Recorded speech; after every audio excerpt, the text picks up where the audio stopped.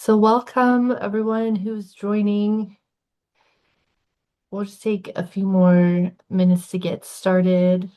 So while you're waiting, if you have a phrase or word that you think is overused, feel free to add it to the chat. There's Chris. Hey, Chris. Hey everyone. We were just adding our overused phrases to the chat.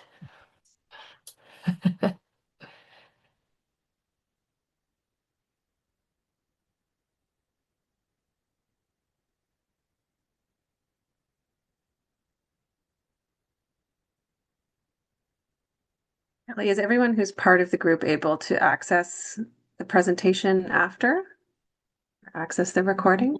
Yes, Okay, that's it great. will be, yeah, it'll be put on our YouTube channel, and then we send the link out in our newsletter and put it on LinkedIn. Sure. Great. Yeah.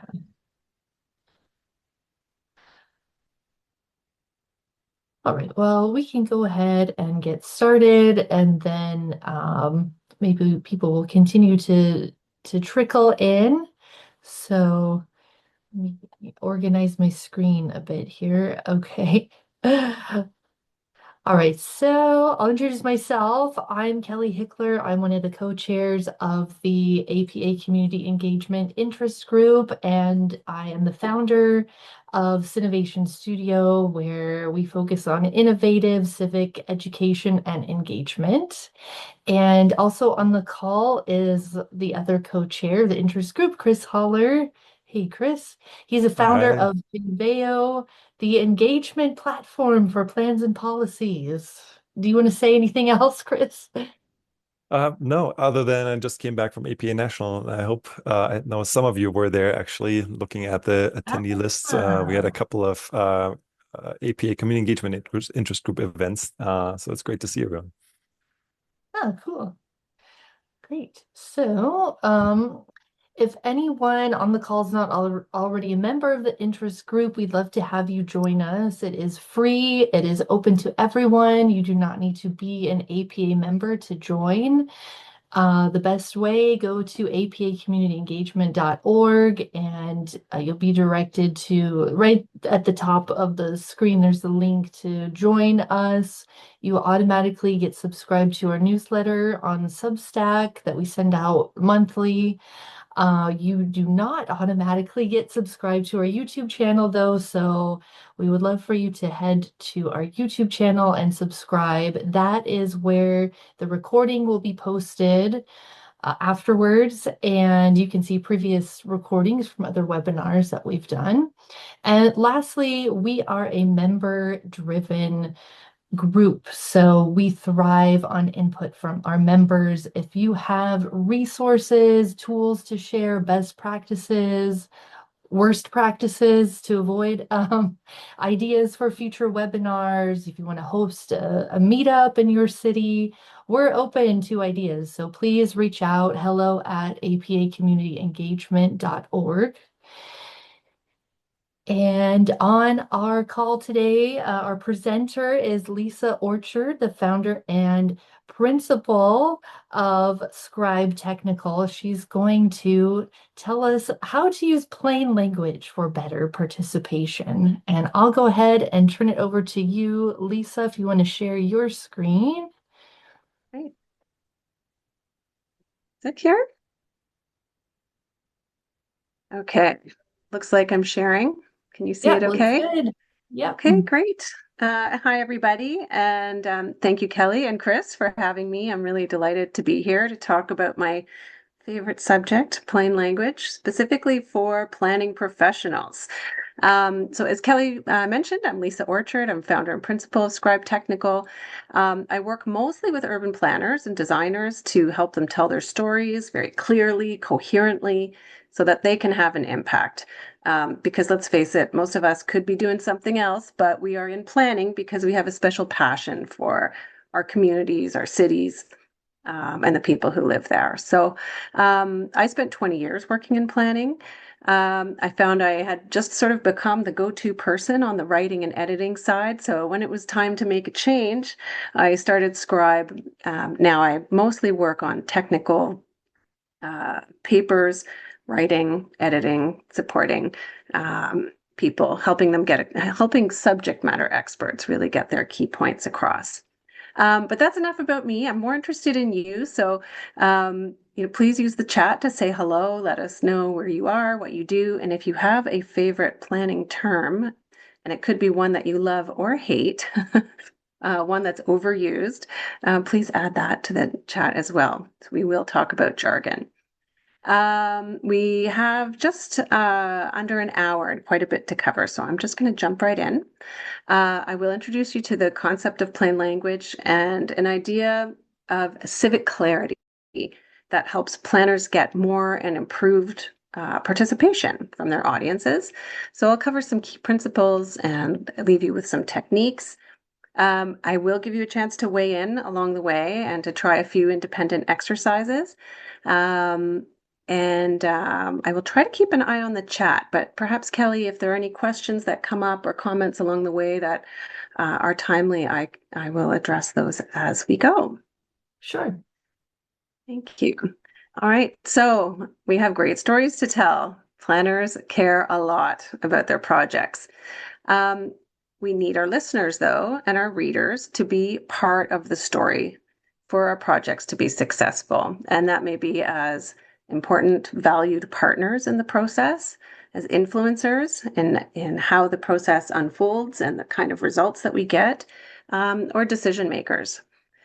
But the challenge we have is that if they can't fully understand us and in the way that we intended, they can't participate effectively. So I think we've all had the experience of presenting perhaps at a public meeting and wondering why people are showing up and asking questions that are totally unrelated to what the meeting is supposed to be about, right? We get these signs that they haven't heard us along the way. So I think we've all experienced processes that went a little bit sideways. And plain language is really, is something that can help you to bring people through a storyline that makes sense to them, makes sense to you, and so you can get those outcomes that you're hoping for. As planners, I would say, it's up to us to communicate well. So just a chance to reflect here. You don't have to put it in the chat, although I welcome your thoughts. But, what is the most difficult thing you've had to explain to the public? It may seem like a very simple concept to you. Perhaps, though, it's something that they may not understand the same way. And I'll give you some examples when we get into it. All right, here's something you may all be familiar with. These are parking signs from my city. I'm in Toronto. And how do you feel when you come across signs like these? Feel free to put it in the chat. I know for myself, I get anxious. You might feel a little bit confused. Yeah, Hannah says here, totally confused. Absolutely. Right. You may feel a little bit stressed. You may be irritated because you're in a rush and you don't want to make the wrong decision, right? You don't want to circle the block, waste your time. It's bad for the environment. You've got other things to do, right? But perhaps, you don't have a choice. It's very hard to know how to make the right decision to park or not to park. And are you going to be penalized for making the wrong decision? So it doesn't inspire, these signs don't inspire confidence or trust. Right? You almost feel like perhaps they're out to get you. It raises some suspicion, maybe, just frustration. So this is what they do in parts of Los Angeles. What's different? Feel free to drop that in the chat. I personally find this very effective. If you know what day of the week it is, you're probably going to be able to make a good decision based on the information that's in front of you. Yeah, so a couple of people have pointed out here it's very visual instead of just written or verbal. So there's certainly some words and numbers on the sign. Yeah, there's no competing signs. That's right. It's organized. It's structured. It's designed for you as the recipient, right? I would say the first set of parking signs here in Toronto that we were looking at here on the left is an example of something that was prepared for the municipality, right? It gives them a justification for writing their tickets. What you see on the right is here for someone who's parking, who only has a minute to glance at it, perhaps not even a minute. They know and understand right away what they can and cannot do. They can also decide if they want to take a risk, right? So that it's very clear, that there will be a penalty if you park in these particular times. But you may choose to accept that risk. So the thing is, as planners, we want our decision makers and the public to be able to understand us almost at a glance, and in the process to have confidence and trust in us rather than confusion, doubt, feel stressed. Here's a little tip. If you have to study something that you're presenting to the public, it's probably not in plain language. So this is an example of some poster boards that were up at a public meeting on a very oversized poster on a stand. And there was about a dozen of these around the room. Give this a look. You don't have to read it line by line. But what would your first response be if you were someone who were not familiar with the plan for this precinct, but you had an interest because perhaps you live nearby or you're just curious? You probably look first to the images, probably on the top right. You might then glance over to the text. It's a lot of text, right? It's a bit overwhelming. There's a lot going on this particular poster. You may feel like it's some work, but are you actually going to do that work? Would you read it? Would you be excited by it? It has all of the essential information that the municipality is required to share, but it's not designed very well for the intended audience. I think most importantly, it's not that clear on what the participant, what the audience is being asked to do with this information. And we'll get into that in just a second. So these may be familiar to you. Hopefully in your community, you don't distribute public meeting notices that look like these, but this is what we have here. This is a notice that gets sent to hundreds of people who live close to, within a particular radius of a proposed plan or change in a community. So what jumps out at you here first? What do you first notice? Feel free to drop that in the chat and I'll walk you through it. Kelly points out nothing. Yeah. I agree with you on that, right? It's just it's a wall of text. There is nothing, exciting about it. It kind of reads like a mattress label, right? Yes, the hyperlinks stand out, probably because there's a bit of color there. There's just too much text, Chris points out. Yeah, it looks like it was just taken from a staff report. And, the problem with that is that so often the staff report is all a community member has to go on. And they're notoriously difficult for most people to understand. So I would point out, the first third on the first page here has all of the required information, the name of the applicant. It's very clear there's a meeting that's happening. They give you the date and time, and then they describe the proposal. But what they don't tell you, first and foremost, is why it matters to you. Why should you care about this? So it's inviting you to this meeting without actually telling you why you may want to participate. On the second page, almost halfway down, it tells you that you can make your views known. and capital letters. Personally, I find the language here very legalistic. It's very technical. It looks very important and kind of intimidating. It's very dense. It makes you work again, right? Which most people won't do. If you got this in your mailbox, your physical mailbox, would you actually read it? Probably not. And it doesn't exactly scream from the city's perspective that, we want to hear from you, right? We actually care what you think. So this is something that, is an opportunity that is often lost. It's quite often the first bit of information that a community member may receive on a proposal that has an impact on them, but it's not engaging. But we won't focus on the negative. I'm going to show you some things that work really well. So what is plain language? We're talking about communicating in a way that really helps your audience find what they need, understand it, and then be able to use it and act on it.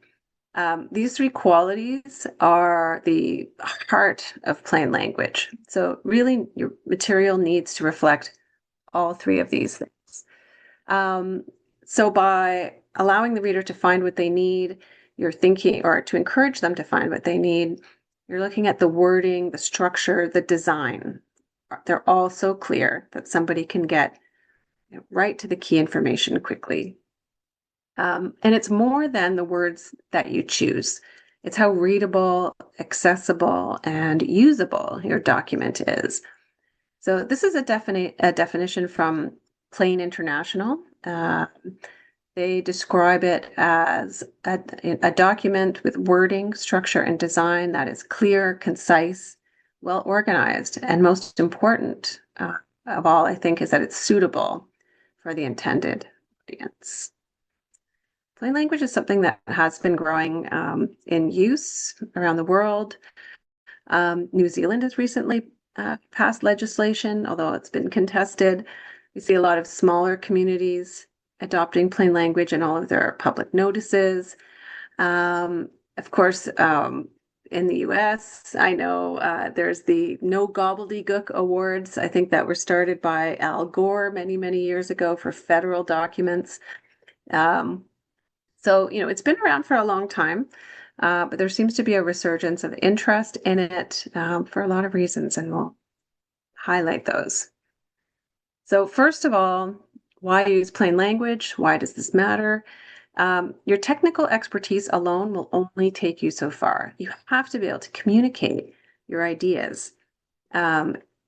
It's an essential part of your role as the planner. We don't often think of ourselves, I think, as writers, but most planners I've talked to have told me they spend 50 to 75% of the typical day writing, whether that's emails, staff reports, public materials. We do write an awful lot, and yet most of us aren't formally trained in how to do that. So another consideration is that, people expect you to communicate clearly, to be inclusive, to make take the time and effort to make your work accessible, because decisions that are based on your work have an impact on that. Attention spans are shrinking. I don't think I have to elaborate too much on that, but no one is focusing. So how do you compete with that? Misinformation is everywhere. If you're using plain language, you are reducing the ambiguity that exists in your materials. It really helps you keep everyone on the same page.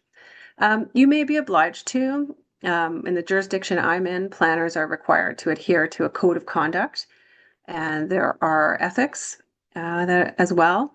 But communication, is really essential. So of course, plain language benefits your reader or your listener, but it also helps you, because what happens when you start using plain language and being very, very clear about what it is that you are proposing, changing, adopting, whatever it is, you will find that you'll get fewer questions, there will be less confusion, you'll have more people participating.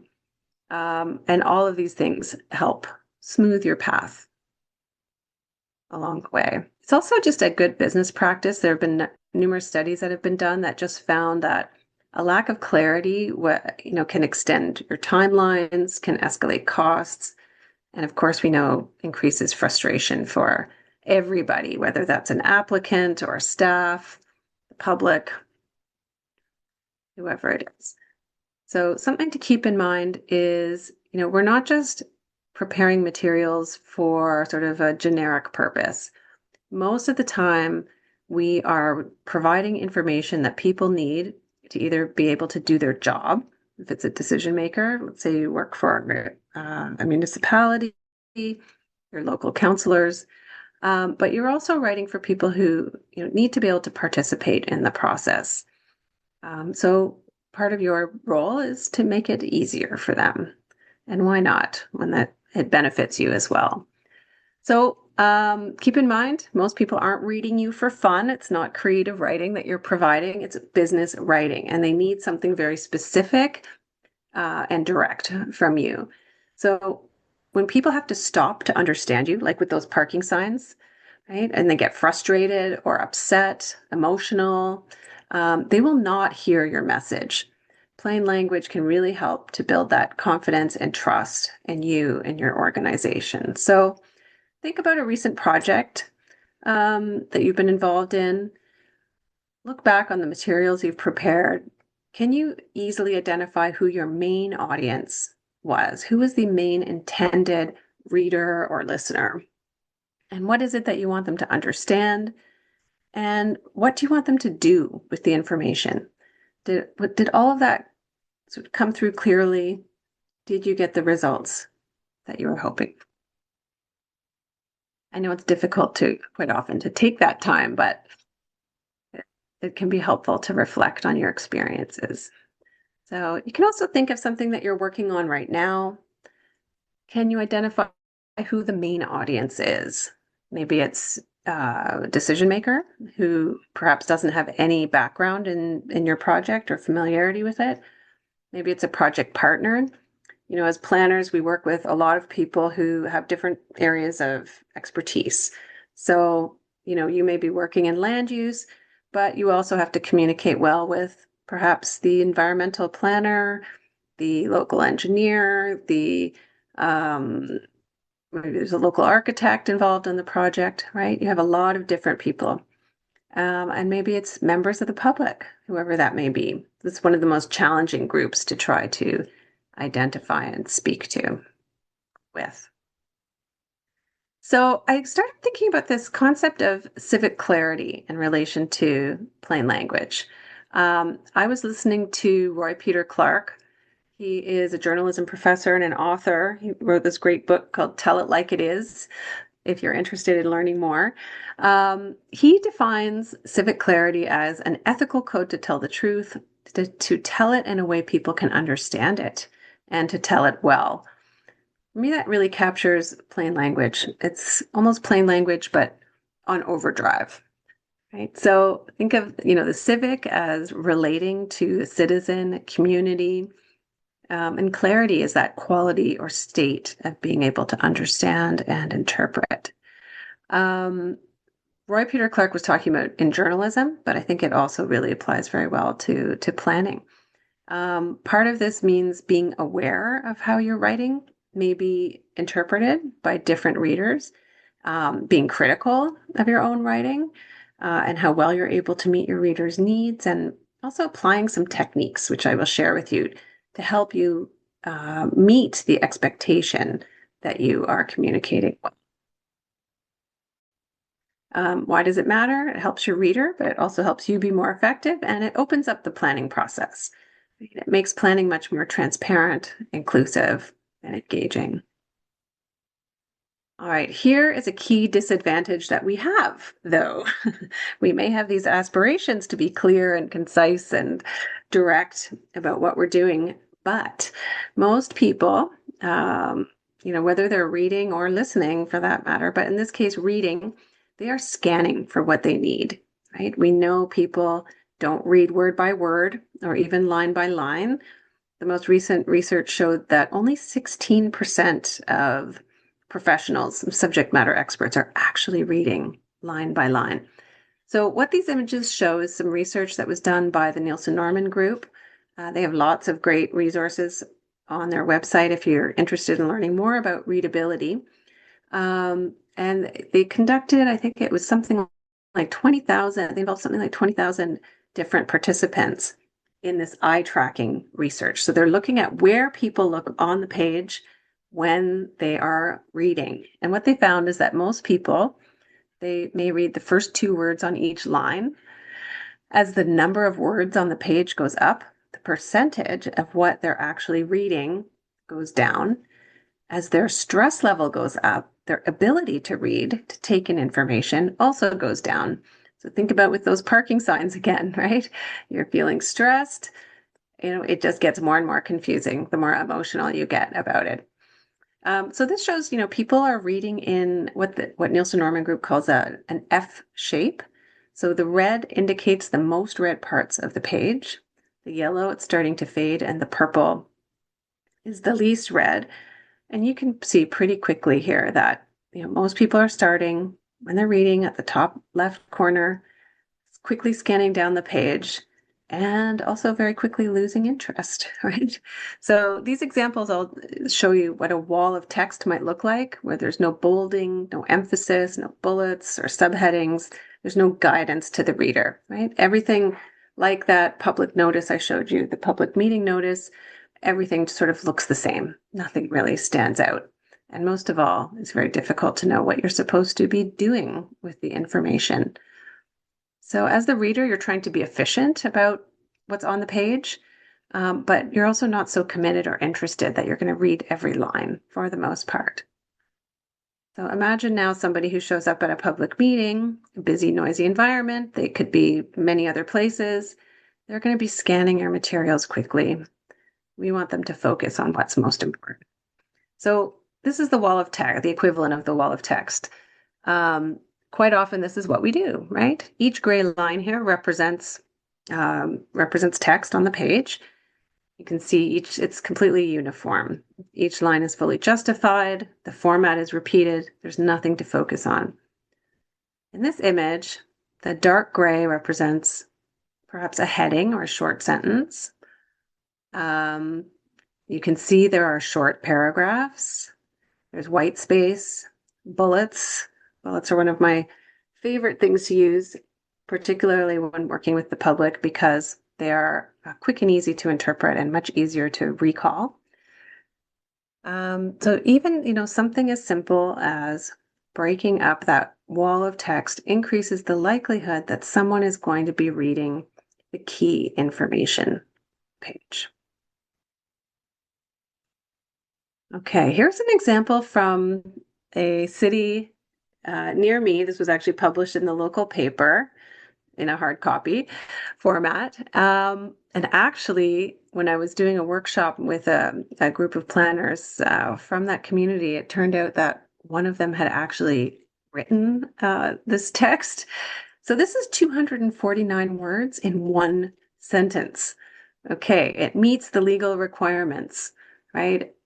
You've probably already stopped reading it. You want to focus again on, what it is that your purpose is. What is it that you want to communicate? And when you start putting your reader first, you will absolutely not be delivering statements like these. I love your meme here, Kelly. Exactly. Right? You do not engage people with stuff like this. Being concise is important, but plain language isn't just about brevity, right? It's about using the best words and the best possible format for your particular audience.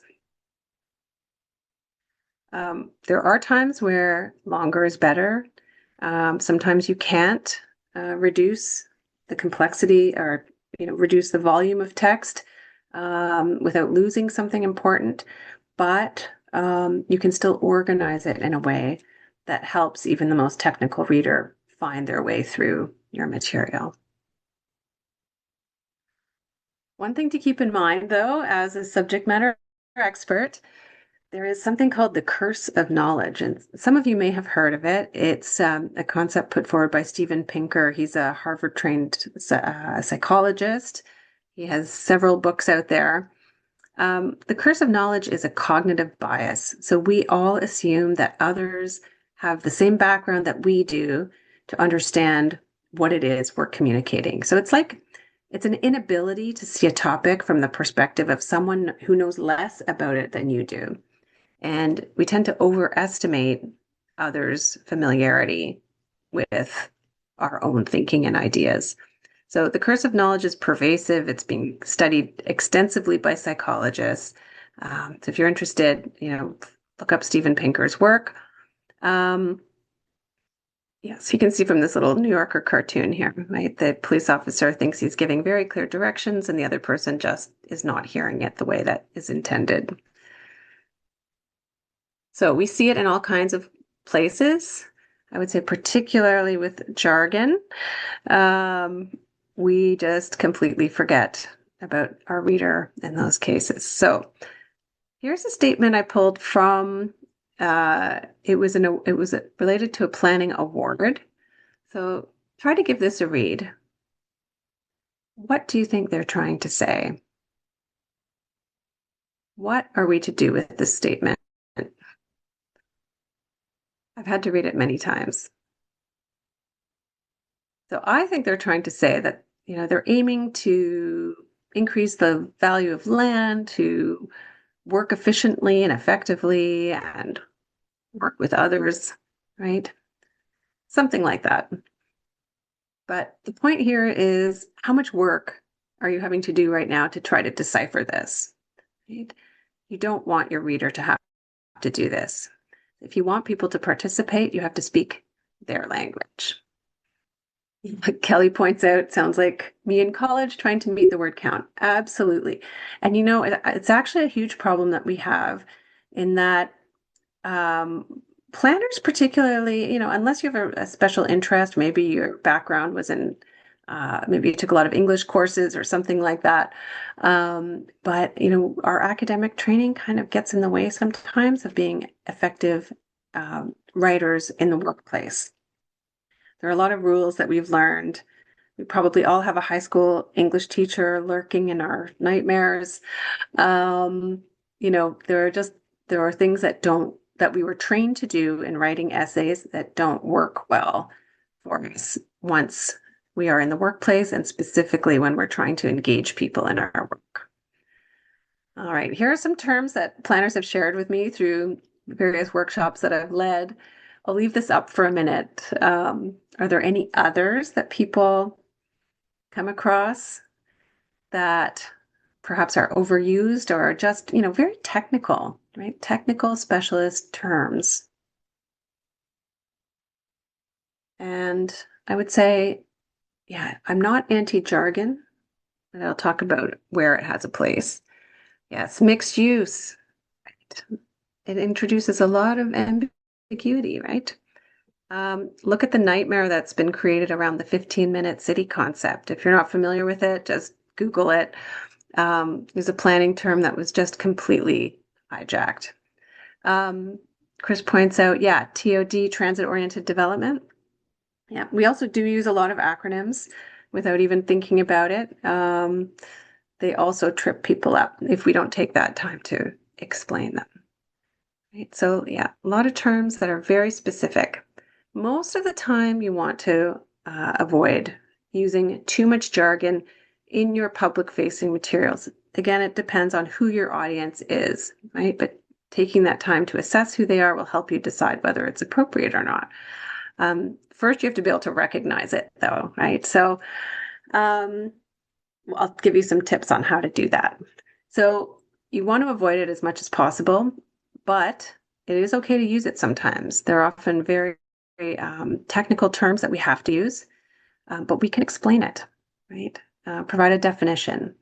There may be insider language that we use with our colleagues that it would almost be strange not to be using. So, there's a time and a place for jargon. We just need to be aware of where it's not. Oh, yes. Brian points out stakeholders. Yeah, that's a word too that's become here in Canada very sensitive. Just as a term that probably should be avoided, but then there doesn't seem to be any consensus on what would replace that yet. So the more technical it is, the more you need to be clear. I found this to be a helpful little decision tree that you may also find useful, just to think about, will my reader or my listener understand a term? Yes, no, right? Maybe there's an alternative you can use, or you can use it with some explanation or definition. All right, so I'm going to jump into some very specific techniques. Maybe I'll just pause here and see if there are any questions, comments. You can feel free to just add them as we go, and I'll try to keep an eye on that as we continue. So we're going to talk about how you help your reader find, understand, and use or act on your best advice. And I'm just going to get into a few specific areas. There are many things you can do, but I'm going to focus on the most important ones for planners, writing for your main audience, zeroing in on your purpose, organizing your material in a way that makes sense for your reader, the words and phrases that we use, and a few simple design techniques that can make a big difference. So identifying your audience is perhaps the most important thing you can do even before you start writing. You want to put yourself in the reader's shoes. This is actually a key part of rhetoric, so something that lawyers are very familiar with, right? You want to figure out who your reader is. You have very real people that you're working with, very real personalities, and very different backgrounds and experiences. So one of the ways that, or a few of the things that you can do to help you identify who your main audience is, because not every document can be all things to all people, right? Let's say you're working on a presentation slide for a public meeting. And you know that most of the people there will be local residents, sort of who are neighbors to a particular site. So what is their job? Well, they don't have a job in this case, but their role in the project, you want them to provide some feedback, positive or negative considerations. Or maybe you just want to get a sense of what their interests are. How familiar are they with the project? That means, thinking about, is this their first time being introduced to the information? Or perhaps they have been very invested and following closely all along. It gives you some hints. Maybe you don't need to include as much background. How invested are they in the outcome? So how much do they care? How are they feeling about it? What kind of technical and educational background do they have? So perhaps, let's say you're going to a meeting and there will be a lot of professionals there who are highly educated, university level. They may be able to understand more of the language that you would typically use in a planning environment than another audience. What are their particular circumstances? So, again, thinking about the community you're in and who that you want to engage, right? Are they busy parents who are trying to squeeze in this meeting because they care about what's happening, but just don't have any time to devote to it? Again, gives you hints. And who else are they hearing from, right? Who else is having an influence on their thing? So these things can help you. Taking time to consider some of these things will help you zero in on who your audience is. Wordiness is also an issue, but it's not always the focus. So I want to give you this example of some extremely wordy text that was shared with me in a pamphlet that came to the door from the municipality. City residents who are seeking assistance in the process of completing and submitting their application may contact the agency at the telephone number listed below or by calling 311. That is an extremely wordy way of just saying, if you could use a hand, if you need some help with your application, call us at these numbers. Right? It's very easy to feel that in order to sound professional or to be taken seriously, that you need to adopt this kind of language. But in fact, many studies have now shown that the more complex something is, the less trust that you build with your reader, the more trust that you lose. Here's a few wordy or long form words and phrases that we use. So, we may feel a need to use very formal language. So instead of just saying expect, which is more accessible, we may use the word like anticipate. Right? We tend to go for the more official words, even though for a particular audience, it may make a lot more sense to just be clear, accessible, use the simpler word. I'll give you a couple of examples here. So here's several wordy phrases that all mean the same thing. They take up a lot of space on the page. They make it more difficult for someone to work their way through your materials. What do you think you could replace most of these bulleted terms with? I'll give you the first one. You can also just drop it in the chat. Any guesses? Yeah, because or since. Yep, exactly. Here's another group. What do you think? What could you use instead?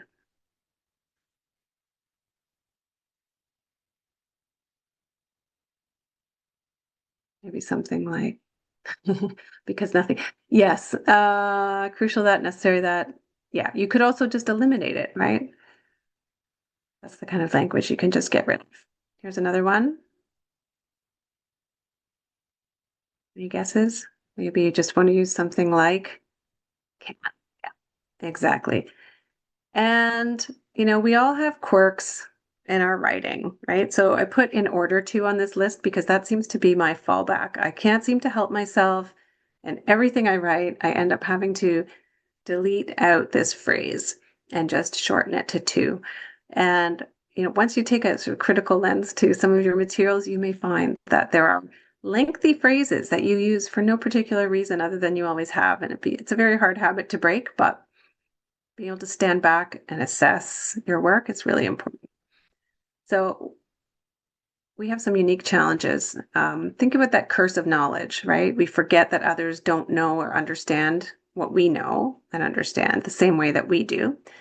Even a simple word can have unique or different interpretations.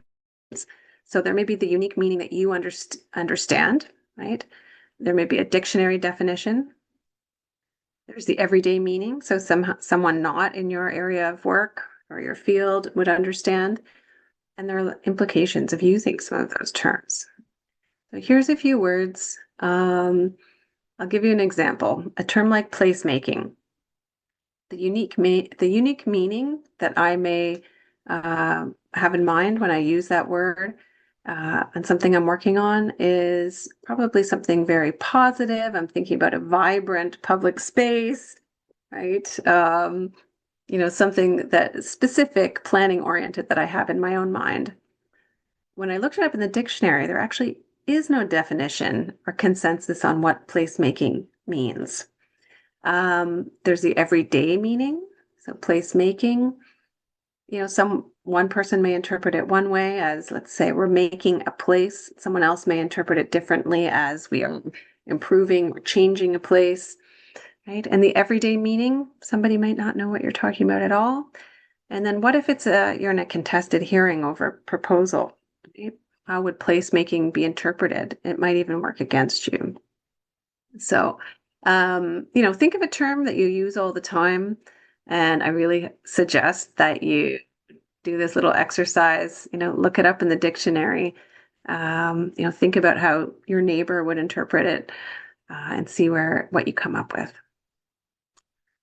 Okay, we also have a tendency to be much more open to positive framing of language. So a lot of planning language and legal language tends to be framed as a negative. So, something like this phrase, permissions will not be granted for residential development in this area until the proposal meets the criteria in this policy.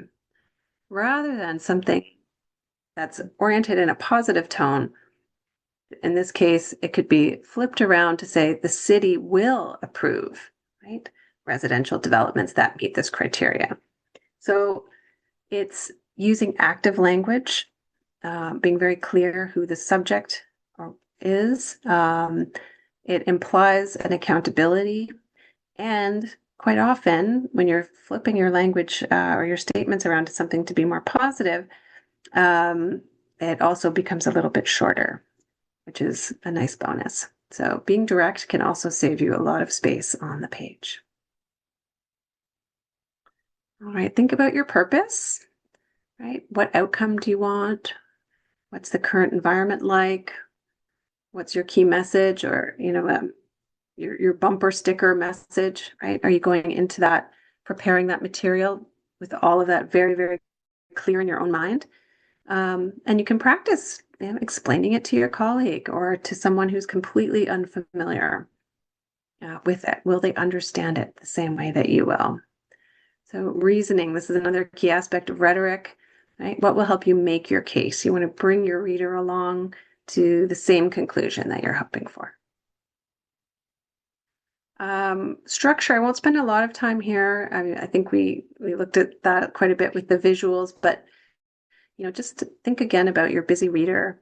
How you organize and present information really matters for someone who is short on time, maybe not that interested, maybe stressed and upset about a proposal, right? You want to put your key information front and center, which is the opposite of actually how we were taught to write an essay, right? Building to a solid conclusion. For a really successful public-facing document, you need your key points right up front. You need to get people's attention immediately. And yes, we touched on some of these things. So very, descriptive headings and subheadings, short sentences and paragraphs, bullet points and numbering, and choosing simpler, better words. So, think about your different reader and the different formats that they may need. I've worked with people who they love the background. They want to know every detail. Then there are other people who really just want the highlights of something, right? Maybe they're more concerned about the value for money than they are for impacts on a community, right? So thinking about who that audience is will help you figure out, what format will be best for presenting your material. And keep in mind, members of the public, usually what they want is to be able to understand the impact.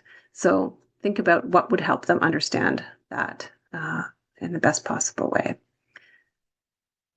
So yeah, and when your reader can't fully understand you, that's when the door is more open to disinformation and confusion, and we know that doesn't bode well for our projects. Just very quickly here, I want to give you this example. This comes from a written report, but a lot of the time, that's all that the public even has to go on. In the jurisdiction that I'm in, planners have to provide a ton of policy background to justify their decisions. In this case, and you don't have to read it, but this goes on for pages and pages, very typically. Would you actually read those pages if you had to? Probably not. But there are always other ways of presenting your information. So tables, for example, are a great organizing tool. This is the same information as on the prior slide, more or less. These are not actual policy numbers and so on, just placeholders. But when you start thinking about civic clarity and how well you're going to communicate, you're thinking about what your reader needs and what they need to do, and you can start to tailor it more for them. So perhaps your reader would be much more receptive to a table like this where they could get a snapshot, either the top table, bottom table, and then you can have your discussion later on. Just one example. Kelly admits that she didn't always read everything in the staff report. Of course not. Nobody does. Nobody does. It's a challenge, right? How do you get your key points across to that busy person in that leadership role as well?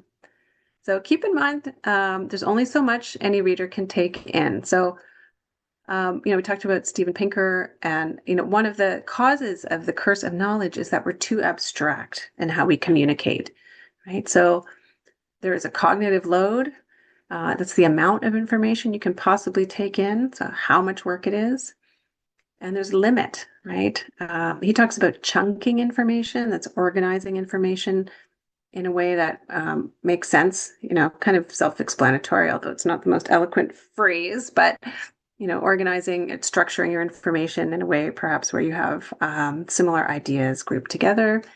So cognitive limit is the maximum number of chunks a person can process in their working memory at any one time. This is very, very limited. If you have a pen and paper handy, I'm going to show you a series of letters for 5 seconds. You can jot them down if you need to, but I'm going to give you an example of how we sort of overload our audiences without often intending to. So, okay, if you're ready, I'll show you now for 5 seconds.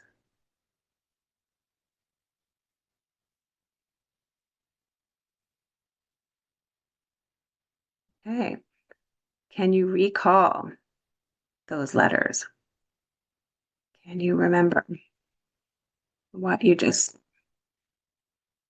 The reason I chose 5 seconds is because some of the work around our attention spans shows that that's often at most what we have. I'm going to show you what a difference chunking the information makes, right? By grouping these random letters, this random grouping of letters into a pattern, 3 letters together, it makes a lot more sense. It's more familiar. It becomes much more intuitive, and it'll probably be much easier to remember these 4 acronyms or abbreviations rather than that random list. All right, so think about too that clear writing, plain language is more accessible and inclusive. Not everyone takes in information or interprets it in the same way. Most adults are not reading at the highest levels of literacy. English is a second language or third language for many people. And disabilities are very common, right? In Canada, we're at about 30%. We don't know necessarily how that breaks down, but you have to remember not everybody, of course, your audience is very diverse, right? This I just wanted to show you is a series of papers published by the UK government. The email or the information is there at the bottom, but they publish a whole series of posters like this with very helpful tips that you may want to look up for all kinds of different purposes. Also, Karen Yin's Conscious Style Guide newsletter will give you a lot of tips as well. All right, I'm aware we only have about 5 minutes left, so I'm just going to run through here, Kelly. I don't want to go over. Of course, I understand if people have to sign off, but look how effective a simple diagram like this is, right? A simple image like this is, right? People expect to see visual elements in complex technical documents, and even more so now. So design and layout really support plain language and civic clarity because it's about the user experience, right? And we want to engage our readers. You don't have to be a designer. There's some great resources out there like the Non-Designer's Design Guide by Robin Williams, and there's Storytelling with Data, also very useful. We are wired for visuals. Just think about who or what you look at on a page or on a poster or on a slide first. It's probably going to be that visual image. People expect to see them. They get a lot of attention, and it helps a lot of audiences understand something that may be complex very quickly. All right, I'm going to, just because of the time, I don't think we'll do this exercise, but I will just show you, again, the difference between a couple of different documents. So this is an exercise I usually do with students in my full workshops. I'd ask you to take a few seconds to remember as much as you can and then jot it down. In this case, we know this wall of text really doesn't help anybody, right? This is a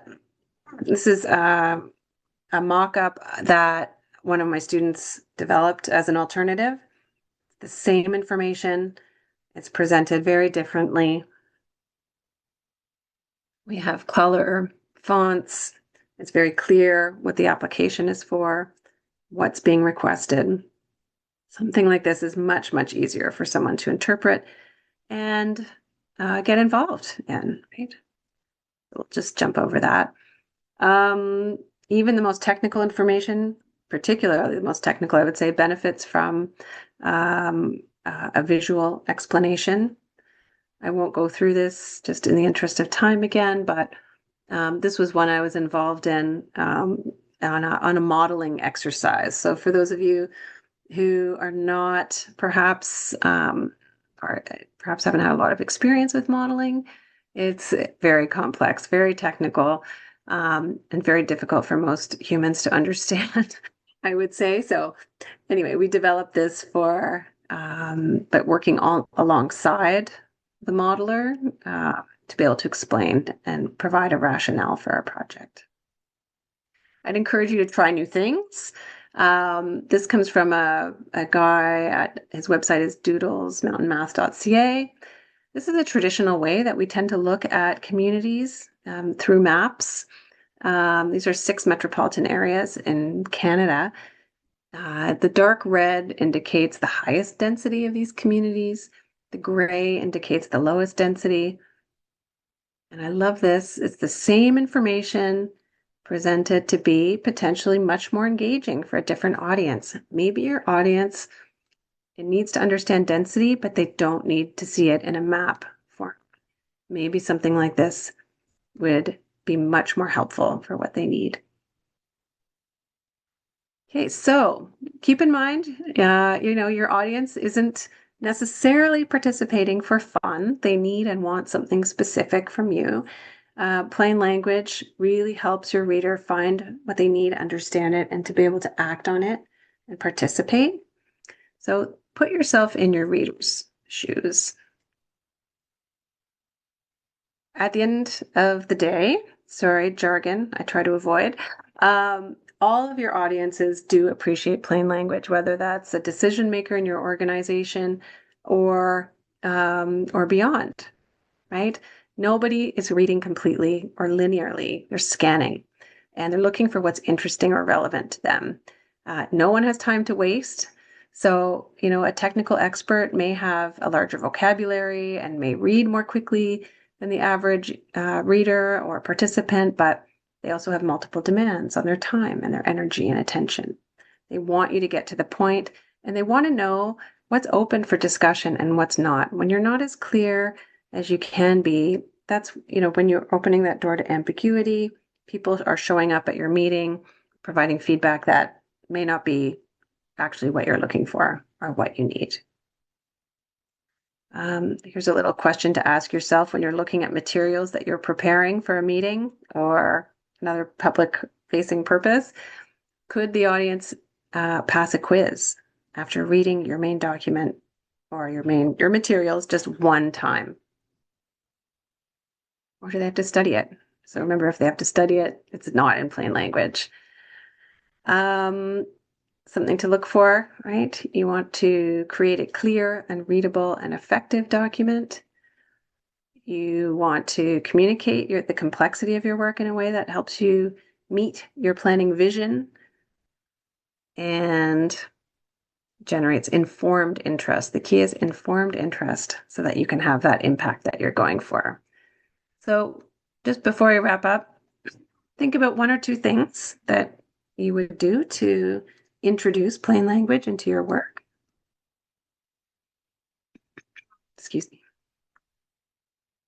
Keep in mind, effective writing and communication is a skill that you will continue to develop throughout the course of your career. So don't be too hard on yourself, right? Just think, if you're keeping it clear and simple and you're remembering the humans behind, behind the screen or on the other side of the meeting hall, right, you will achieve greater civic clarity. Okay, and that's it for me. Kelly, if we have a minute for questions or comments, I'd be happy to stay on. Yeah, that sounds good. Yeah, we understand if anyone needs to jump off, but it sounds like Lisa's willing to hang out for a few more minutes if anybody has questions. You I can just have unmute a yourself. oh, sorry, I have a Go ahead. Substack if anyone's interested. It's called Clarity Works. If you go to makeitclear.substack.com, I share a lot of writing tips there, plain language, but also beyond. And I've got some tip sheets if you're interested. And, and also, I'm always happy just to have a conversation. So, if you're interested in adopting plain language into a project you're working on, I'm always happy to chat.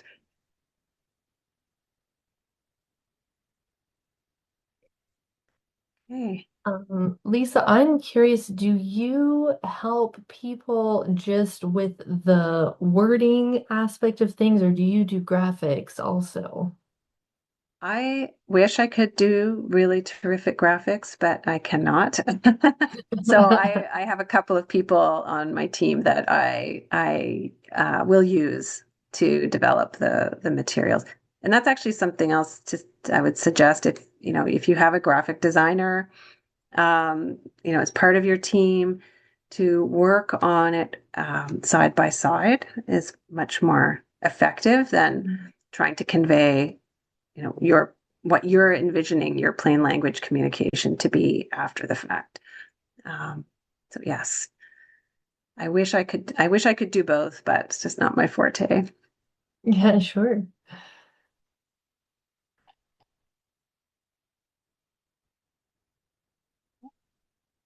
See, I don't see any raised hands or anything. Yeah, if anybody has a question, you can just unmute yourself and ask. I do get asked a lot about AI these days, so maybe I'll just Oh, add around the use of AI. I would say it is improving when it comes to plain language. You have to be very careful how you develop your prompts, and I never recommend, you know, writing something or sort of cutting and pasting verbatim from AI, but it can be quite useful if you need to, say, translate a very awkward sentence into something that is more direct and clear. Right? You want something written in active language, or you want to make it more concise. I've found it's improving. It can be quite effective with those very specific tasks. Yeah, so Brian mentions here he uses ChatGPT to do that, and more audience appropriate. Oh, that's great. Okay. Yeah, I have used it similarly, but not necessarily focused on a particular audience. So yeah, I would encourage you to experiment with it.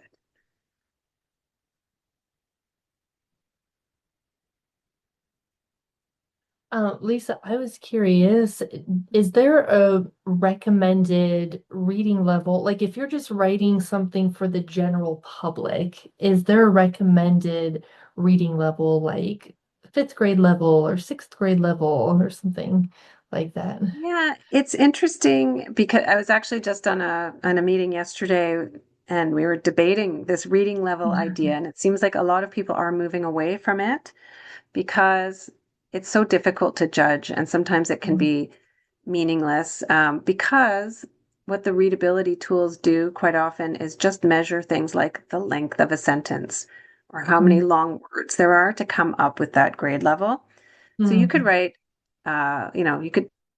you could feed something into it that doesn't make any sense whatsoever to anybody, just be, a series of letters and numbers, and it would give you a grade level. Oh. Um, so it's not as helpful, and also a lot of organizations get bogged down on what that grade level should be. So Okay. typically people tend to think about a grade 8 for a general audience.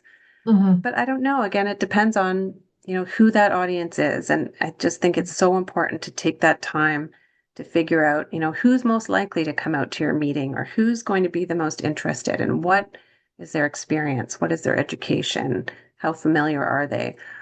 Because that way you can then, target them as best as you can through your language and design. But yeah, it seems that the readability tests that are out there are becoming less and less popular. I see. Yeah. Yeah, that's interesting. Yeah. All right. Well, I think if we don't have any other questions, we'll go ahead and wrap it up. And then, yeah, thank you, Lisa, so much for that presentation. I definitely learned a lot. I realized some things that I'm guilty of doing that I can improve. Um, and please, anyone, go ahead, reach out to Lisa at her contact info here. Like I said, at the beginning, the recording we'll put on our YouTube channel.